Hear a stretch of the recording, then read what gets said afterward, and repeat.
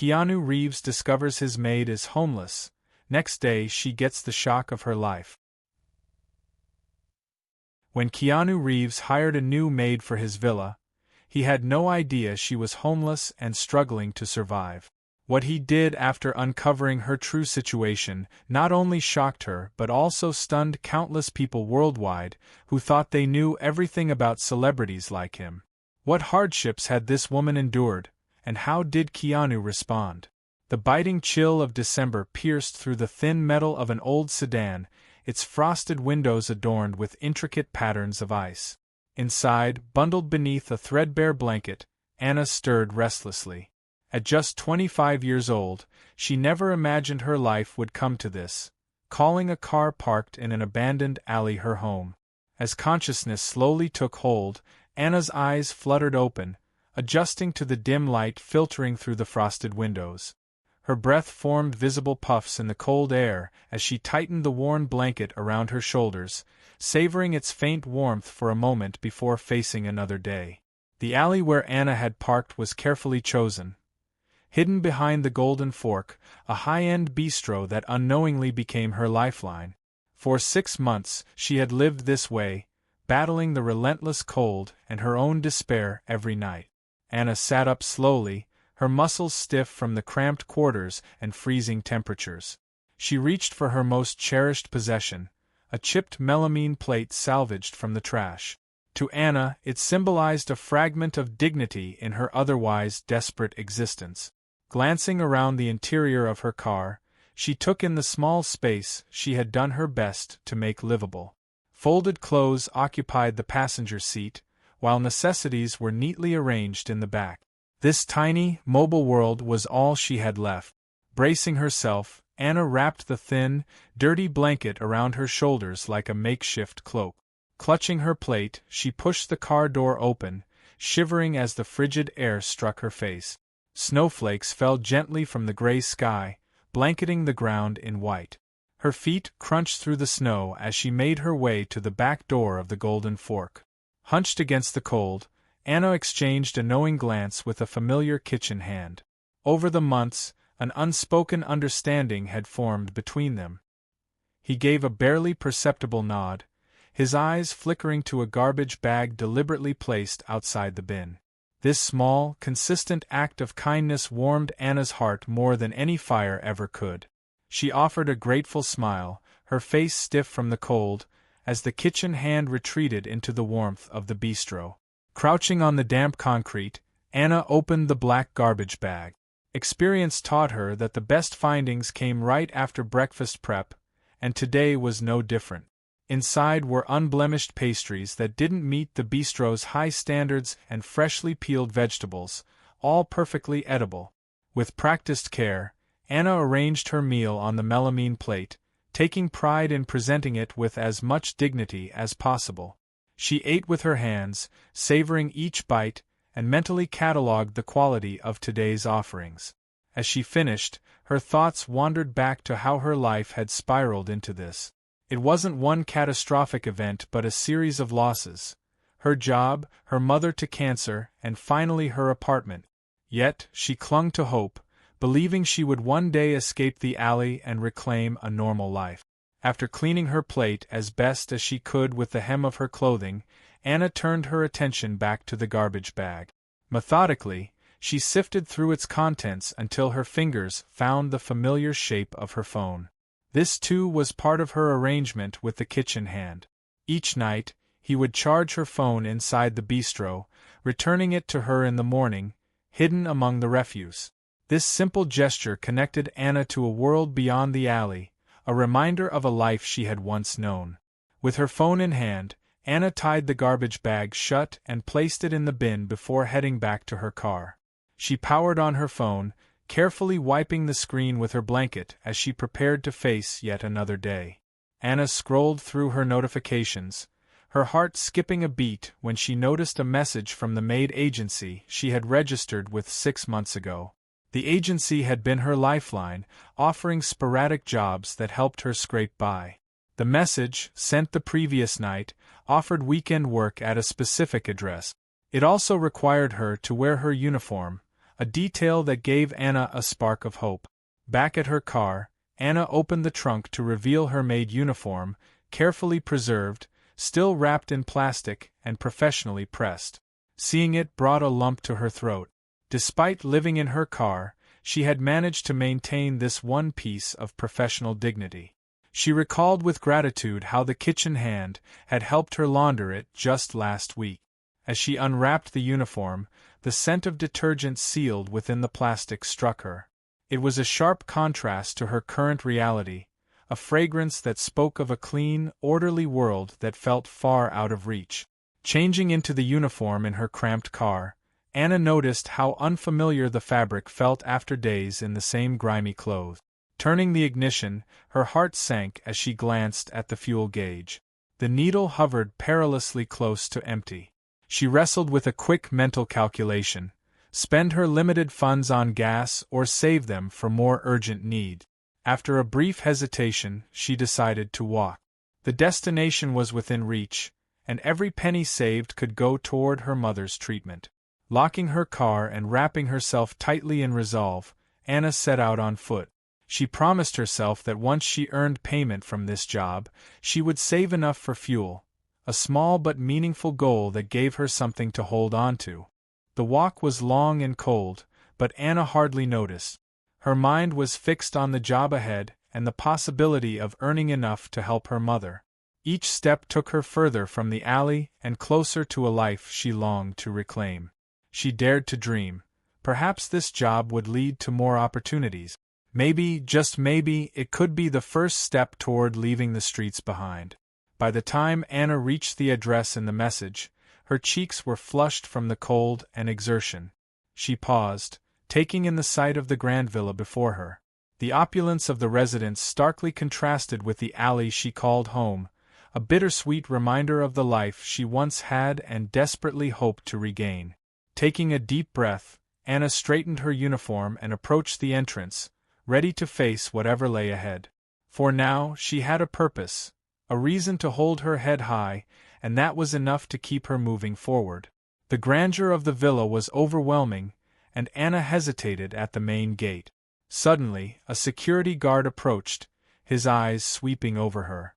"Staff entrance is around back," he said curtly, pointing toward a less ornate side of the building. Murmuring a quiet thank you, Anna made her way around the villa. The service entrance was bustling with activity, filled with other maids in crisp uniforms that made Anna acutely self-conscious of her worn shoes and slightly disheveled hair. "You there?" A sharp voice cut through the hum. Anna turned to see a man striding toward her, his posture rigid and his eyes critical. "You must be the new temp. I'm Gordon Carfield, the supervisor here." His gaze raked over her, pausing on her shoes and hair. His nose wrinkled slightly, and Anna's cheeks burned with shame. She knew her efforts to stay clean couldn't fully mask her circumstances. "We can't have you working like this," Gordon said bluntly. He motioned to a nearby maid. "Bring me a bottle of body wash and shampoo." Moments later, the items were handed to him, and he thrust them toward Anna. "Shower. Wash your hair. Dry it and secure it in a proper bun under your maid cap." 15 minutes. Anna stood stunned by the abrupt command. The other maids averted their gazes, their discomfort palpable. Despite her embarrassment, Anna felt a flicker of gratitude. An opportunity for a proper shower was a luxury she hadn't experienced in months. "Well, move."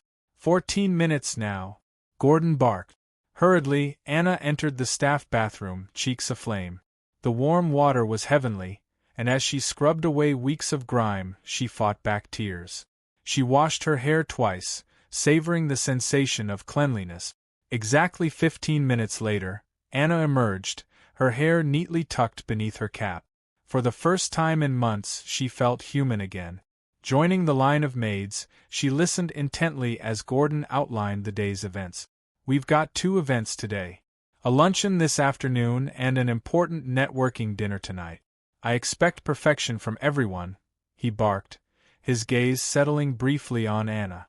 "As for you," he added sharply, "you'll be sweeping the backyard and cleaning the pool of debris. Simple work, but crucial." Don't mess it up. Nodding resolutely, Anna retrieved her tools and headed to the backyard. The pool area was pristine, a world away from her grimy alley. She approached her task with determination, knowing this job could help fund her mother's treatment.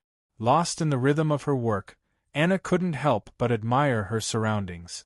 The manicured lawn, sparkling pool, and elegant furniture felt like a dream. By the time she reached the pool itself, her confidence grew. She was no longer just a homeless woman, she was a worker, earning her way. As she skimmed the pool's surface, something caught her eye, a glint of metal at the bottom. Leaning closer, Anna realized it was no ordinary debris but a piece of jewelry, its shimmer hinting at significant value. Her heart raced as she considered the implications. Finding such an item could prove her attentiveness and honesty, qualities that might lead to something greater. First, though, she had to retrieve it. Anna instinctively reached for the skimmer net, but as she dipped it into the water, the object drifted further away with the current. Swimming to retrieve it was out of the question. Her uniform would be ruined, and she couldn't risk being seen dripping wet. Standing at the edge of the pool, her mind raced through possible solutions. After a moment of deliberation, she returned to the pool supply closet. Her eyes scanned the shelves until they settled on a telescopic hook pole and a pool brush. A plan began to form as she grabbed the tools and headed back to the pool. With careful precision, Anna extended the pool brush into the water. She maneuvered it gently toward the gleaming object, using subtle movements to guide it closer to the pool's edge. Her brow furrowed in concentration, knowing one wrong move could push the jewelry further out of reach. Once the item was within range, she switched to the telescopic hook. Holding her breath, she lowered the hook into the water, time seeming to slow as she worked to capture the object. A bead of sweat trickled down her temple despite the cool air. Finally, she felt resistance. The hook had caught. Slowly and carefully, Anna lifted the hook out of the water. Dangling from the end was a bracelet, its delicate links glinting as water droplets cascaded off. She gently placed it in her palm, her heart pounding with a mix of excitement and nervousness. The bracelet was exquisite, clearly expensive and likely of great sentimental value. As Anna turned it over in her hands, she noticed an engraving on the inside of the band. Squinting, she made out the name, Keanu Reeves. Her eyes widened in shock. Keanu Reeves, the famous actor. Was this his villa? Could she be working for him? The realization left her dizzy. She had just discovered something deeply personal belonging to one of Hollywood's most beloved figures. For a moment, Anna stood frozen, the bracelet heavy in her hand. She knew she had to return it immediately, but the idea of facing someone so famous made her palms sweat. What if she was accused of stealing it? Pushing aside her fears, Anna knew what she had to do. She polished the bracelet with a napkin from her pocket, wiping away any pool residue until it gleamed in the sunlight. Steeling herself, she turned toward the villa, clutching the bracelet tightly in her hand. As Anna stepped into the villa's cool interior, the contrast from the bright sunlight outside made her pause. The opulent surroundings heightened her awareness of her position as a temporary maid. She moved quietly, her footsteps muffled by plush carpets, searching for a safe place to leave the bracelet. After some deliberation, she decided the master bedroom would be the most secure option. If she couldn't find Keanu himself, leaving the bracelet in his private quarters seemed the next best choice. With her heart pounding, Anna ascended the grand staircase. The second-floor hallway was silent, save for the soft creak of the wooden floor under her shoes. She opened doors cautiously, peering into guest rooms and studies until she found what she assumed to be the master bedroom. Taking a deep breath, Anna opened the door. She froze. Standing in the room, buttoning a crisp white shirt, was Keanu Reeves himself. He looked up, startled by her sudden entrance. I'm so sorry," Anna stammered, stepping back in panic. "I didn't mean to intrude. I should have knocked." Keanu's expression softened, and instead of anger, his voice was calm and kind. "It's all right," he said. "Take a deep breath. Why don't you tell me why you're here?" Hands trembling, Anna extended the bracelet toward him. "I found this in the pool," she said, her voice barely above a whisper. "I wanted to return it safely." Keanu's eyes lit up with recognition as he took the bracelet. "I've been searching for this," he said, his tone filled with gratitude. "It's a gift from my mother, it means so much to me." Hearing his sincerity, Anna felt her tension ease. A small, tentative smile appeared on her face. "I'm glad I could help," she said quietly. Before she realized it, Anna found herself speaking openly. "I understand how important heirlooms can be," she said. "My mom has a few pieces from her grandmother. They're not valuable, but they mean the world to her." As the words left her mouth, Anna's cheeks flushed. She had shared too much, too personally, with her employer. "I'm sorry," she said quickly, stepping toward the door. "I should get back to work." "Wait," Keanu called, his voice gentle. "It's okay. You don't have to leave. We can talk more if you'd like." Overwhelmed, Anna shook her head. "Thank you, Mr. Reeves, but I should get back to my duties," she said, hurrying out of the room. Back at the pool, Anna tried to push the encounter from her mind, throwing herself into her work with renewed focus. As she cleaned, she felt a quiet determination. Whatever had just happened, she knew one thing. She had proven her honesty, and for now that was enough. After completing her assigned tasks, Anna noticed the sun high in the sky, signaling it was almost noon. Her stomach growled, a reminder she hadn't eaten since her sparse breakfast in the alley. She pushed the thought aside. There was no time to dwell on food. With her chores done, Anna sought out Gordon to report her progress. She found him in the kitchen, overseeing preparations for the upcoming event. His stress was evident, his brow furrowed, and his voice sharp as he barked orders at the staff. "Excuse me, Mr. Carfield," Anna said hesitantly. "I've finished sweeping the backyard and cleaning the pool area." Gordon turned to her, glancing at his watch with narrowed eyes. "It's 11 a.m., he said curtly.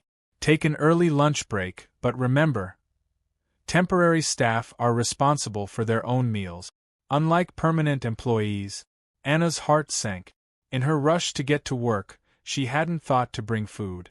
I didn't bring anything," she admitted, her voice barely audible. Gordon's expression hardened. "Didn't you read my message? It clearly stated to bring your own meals." He sighed, exasperated. "Fine. You have 40 minutes. Go buy something outside if you must, but be back on time. I need you to cover for others during their lunch breaks." As Gordon turned away, dismissing her, panic set in. Anna had no money, and affordable food options were far too distant to reach within the allotted time. Frozen in indecision, she eventually excused herself outside. Her eyes drifted toward the alley behind the Golden Fork restaurant, a desperate thought crossing her mind. Backtracking to the alley she had left hours ago felt both shameful and inevitable. Here she was, working at a lavish villa, yet scavenging through garbage for her next meal. Determined but disheartened, Anna began searching through the bins. As she opened one overfilled bag, disaster struck. It burst, spraying her uniform with foul-smelling liquid. She jumped back with a cry, but it was too late. Her pristine appearance was ruined, and the stench was unbearable. Panic surged as she realized her break time was nearly up. How could she possibly return in this state? Tears pricked her eyes as she attempted to clean herself with a handful of napkins she found nearby, but the stains and smell persisted. She hurried back to the villa, her mind racing with excuses, each more implausible than the last. As she approached the entrance, her heart sank further. A group of well-dressed guests was arriving for the event, their excitement replaced with shock and disgust as they noticed her. "What is that smell?" one woman exclaimed, her voice echoing across the driveway. Guests recoiled, their murmurs of disgust cutting through the air like knives. Before Anna could retreat, Keanu Reeves himself stepped out, impeccably dressed and ready to greet his guests. His eyes widened at the scene but quickly regained composure. "Please, come inside," he said smoothly to the crowd. "My staff will handle everything." Anna barely had time to process his words before Gordon stormed out, his face purple with rage. "What have you done?" he bellowed, grabbing her arm and dragging her to the back of the house. His grip was bruising, his words humiliating. "One job. You had one simple job, and you've managed to ruin everything." Overwhelmed, Anna could barely explain. Gordon dismissed her attempts, shoving her toward the staff shower. "Clean yourself up," he ordered. "And pray we're not all fired because of your incompetence." Trembling, Anna scrubbed herself in the shower, tears mingling with the hot water. Emerging in an ill-fitting replacement uniform, she faced Gordon's wrath once more. "One more incident like this," he warned, his voice icy, "and you're gone. No excuses." Anna returned to her duties with renewed determination, trying to shake off her humiliation. Keanu's calm approach contrasted sharply with Gordon's harshness, further motivating her to prove herself. Yet just as she began to settle, her phone rang, a call from the hospital. Her heart dropped. "Your mother's condition has worsened," a nurse informed her urgently. "We need to perform emergency surgery." The world blurred as Anna gave consent, her mind reeling. Knowing she couldn't focus, Anna placed her tray down and walked out of the villa, tears streaming down her face as she made her way to the hospital. In her mother's room, Anna sat by the bed, holding her mother's hand, feeling utterly lost. She had sacrificed everything to be there, and while she didn't regret it, the weight of her circumstances bore down heavily on her. After spending some time with her mother, Anna realized she needed to return to the villa to collect her belongings. With a heavy heart, she kissed her mother's forehead, promising to return soon. The journey back to the villa felt like a walk of shame. As she neared the service entrance, she saw Keanu stepping out of his car. Their eyes met, and she noticed a mix of concern and disappointment in his gaze. "Anna," he said, his voice gentle yet firm, "I was worried when you disappeared. Gordon told me what happened, and I have to admit, I'm disappointed. I thought we had a good conversation earlier about the importance of today's events." Tears welled up in Anna's eyes. "I'm so sorry, Mr. Reeves," she said, her voice cracking. "My mother. I had to go. I know I should have said something, but..." Her words faltered, unable to fully explain. Keanu's expression softened, but before he could respond, Gordon appeared, his face flushed with anger. "I'm sorry, Mr. Reeves," Gordon said hastily. "I'll speak to my staff about their service quality and ensure this doesn't happen again." Bowing slightly, he excused himself. Anna followed, bowing deeply before trailing behind Gordon, who led her to the back service area. Once the door shut behind them, he turned to her, his voice cold and cutting. "Let me make this clear. You're no longer welcome in my agency. You've proven yourself unreliable and unsuited for this kind of work." Anna flinched at his words but held her ground. "I just came to collect my things," she said quietly. "My uniform and shoes from earlier." "They're by the security post," Gordon snapped. "We had to put them outside because of the smell. Take them and leave." As Anna retrieved her belongings, clutching her soiled clothes to her chest, she felt Keanu's gaze on her. She wanted to explain, to tell him about her homelessness, her mother's illness, and the impossible choice she had faced, but the words wouldn't come. Instead, she lowered her head. "I'm sorry for letting you down, Mr. Reeves," she said softly, avoiding his eyes. "It's true what Gordon said, I wasn't fit for this job. Thank you for the opportunity." With that, Anna turned and walked away, leaving behind the job that had briefly given her hope. As she approached her car, still parked in the alley behind the Golden Fork, the events of the day crashed over her like a tidal wave. Climbing into the driver's seat of her makeshift home, Anna broke down. Tears streamed down her face as she gripped the steering wheel, berating herself. "How could I be so stupid? I had a chance, a real chance, and I blew it. How am I going to help Mom now?" Her sobs subsided into a hollow silence as she became acutely aware of the gnawing hunger in her stomach. Realizing she hadn't eaten all day, she retrieved her chipped melamine plate, a salvaged symbol of her daily struggle, and stepped out of the car. She made her way to the Golden Forks alley with slow, defeated movements.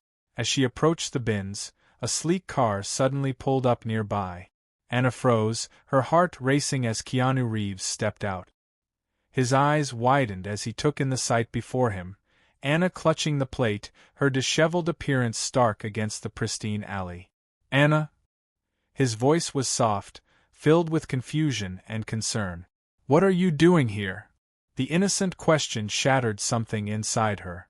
Gesturing weakly toward her car, she whispered, "I live there." Keanu's gaze followed her gesture, taking in the old sedan with its makeshift curtains and belongings crammed inside.